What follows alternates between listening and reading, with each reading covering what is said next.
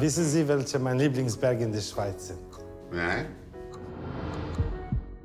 Auf Deutsch ist jemand, der Geige spielt. Geiger minus G. Eiger.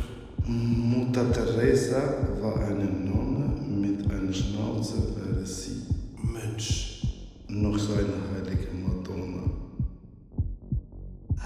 Like a virgin. Jungfrau, Eiger, Münch sind mein Lieblingsberg in der Schweiz. Ja. Meinen auch. Ich sehe, Sie sind top informiert. Vielen Dank. Ich bin sehr gut integriert. Wann bekomme ich meinen Schweizer Pass?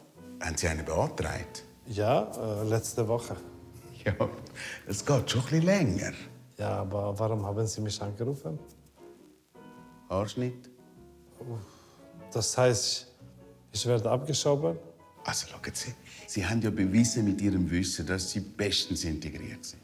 Ja, ich habe lang studiert. Und wenn Sie genau so weitermachen, dann klappt das mit der Einbürgerung. So 2, 3 Jahre sind Sie Schweizer.